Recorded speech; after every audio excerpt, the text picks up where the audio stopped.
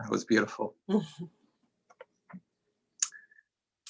Wanted to share a beautiful nigun to start us off tonight.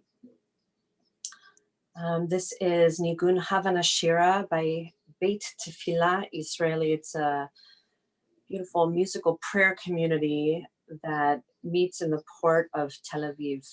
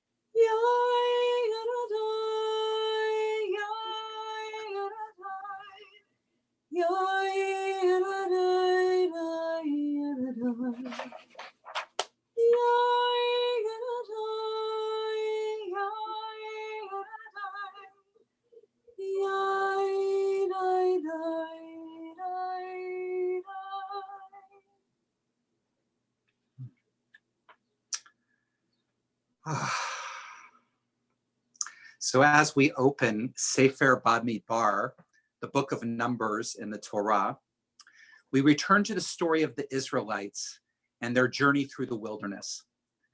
The second half of the Exodus and the entire book of Leviticus went into the details of the Mishkan, the portable sanctuary in the wilderness, and the priestly service within. And now, after the Israelites experienced Torah on Mount Sinai, they're beginning their journey through the wilderness to the promised land. Now, while the Hebrew name for the book, Sefer Bamidbar, the book of the wilderness, seems an appropriate title for what lies inside, the other name for it, Sefer Pikudim, or the book of Numbers, is an odd title for an entire book. The title refers to the first action that God commanded Moses as they were about to head away from the journey away from Sinai. He tells them to take a census, to count the Israelites, every male in every family in every tribe. Now, it's perplexing that taking a census of the people would be something that God wants. All of us can imagine the human value in taking a census, knowing who's in your community, knowing how many men are available for battle. But to have the first mitzvah post-Sinai from God is perplexing, especially since later in the Bible, in the second book of Samuel, taking a census is regarded as a major transgression of the divine will. The final chapter of Samuel records a census undertaken by King David, which is punished by a plague that kills 70,000 Israelites. So it begs the question, what differentiates the census in our parsha from the census for which David is severely punished? David tells Yoav, his military commander, that the counting of the subjects is purely for his own sake. He says, so I may know the number of my own people. Ultimately, David is only interested in a number entirely for his own benefit. He's not interested in any information beyond the number of his subjects. And right after Yoav reports these numbers, David realizes that he made a tremendous mistake. The text says, and David's heart smote him after he had numbered the people. And David said to God, I've sinned grievously in what I've done Please, God, remit the guilt of your servant, for I have acted foolishly. What's the sin here? What's the problem? David wants to be successful in battle, and he wants to know how many people he has. The issue is that David is willing to reduce a human being to a number to serve his own purposes.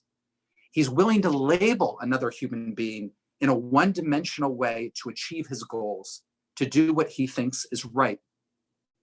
Now, we all do this. We were talking about it earlier.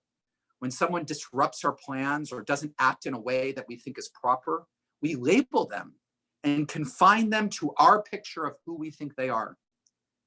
It's difficult for many of us to deal with problematic actions without a label or judgment of the person behind it. We can become so enamored in the righteousness of our cause that we don't realize that the people that we're dealing with are multifaceted, who have the potential to grow and change, and whose actions and behavior may be part of a larger context that we're not able to see. But here in our parsha, God tells Moses to count the people as a mitzvah. What's the difference? The biblical commentator Rashi speaks to God's motivation for the count. He says, since they were beloved to God, God counted them frequently.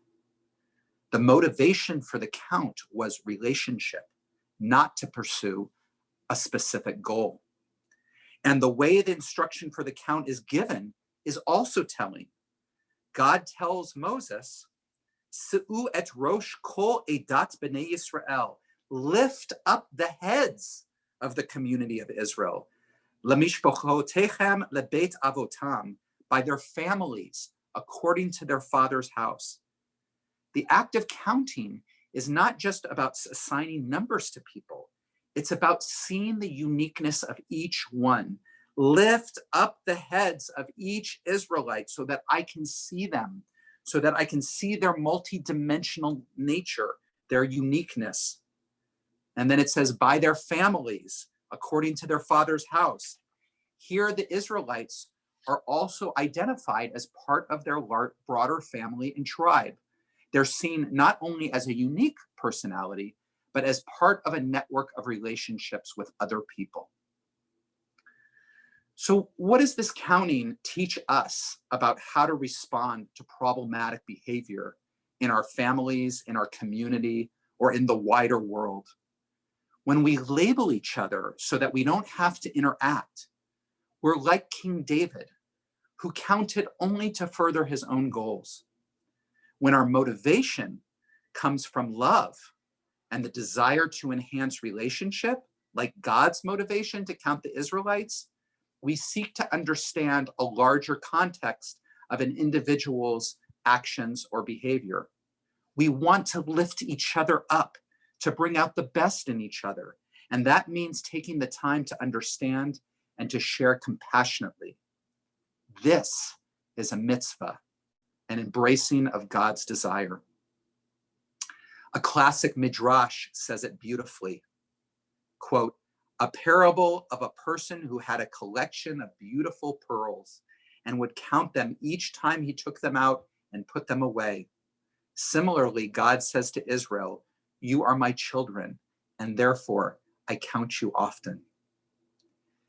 Each of us will find ourselves tempted to reduce each other to a label at any given time. But when we approach each other with a desire to enhance relationship, we can discover that we each are pearls. Shabbat Shalom. In a moment, we'll be transitioning over to our Facebook Live or YouTube Live feed. Enjoy the service.